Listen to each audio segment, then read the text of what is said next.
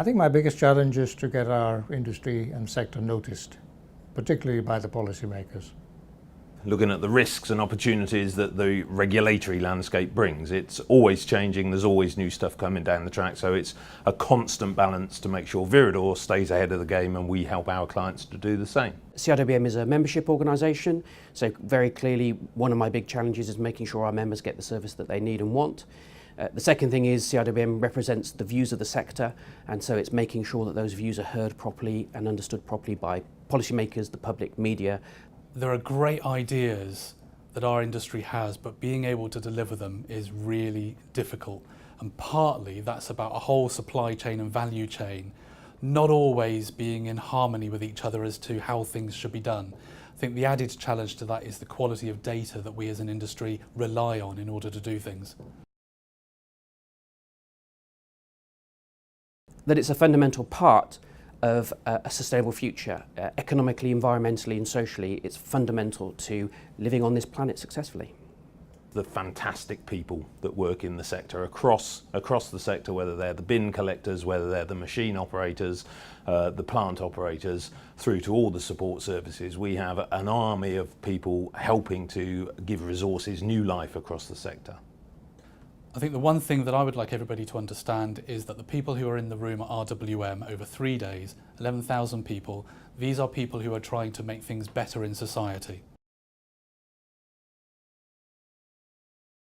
I think RWM has a huge role to play here because it is really the only game in town at the moment that brings together all the various elements of the economy, all the way from producers to manufacturers, to the waste guys and the consumers as well. So it's a good place within which to debate these issues and to try and link together policy making.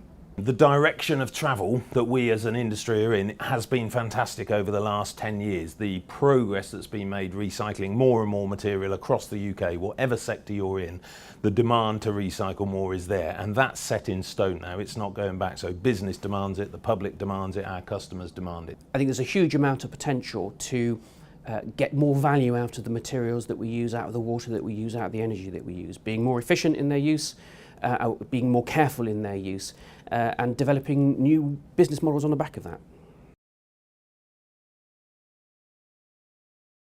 Well, I think I'd like to see particularly the innovations, technological innovations of our sector, because we are still very much seen as a sector that relies heavily on the traditional ways of managing waste, whereas in reality we've moved well beyond that over the past decade. And I'd like to see this being showcased at the RWM exhibition. We love the show. There is so much going on, so much relevant stuff, so much new stuff. Particularly excited to see and get involved with Innovation City. So there's a big focus in our company and in the sector about innovation, technologies. What new technologies can we deploy to recycle more stuff, to make recovery plants more efficient? Well, I'm really looking forward to the buzz we always get around the CIWM stand, and in particular the clinic that we run there, where people can come along and get some advice on particular topical issues. That always really works for me.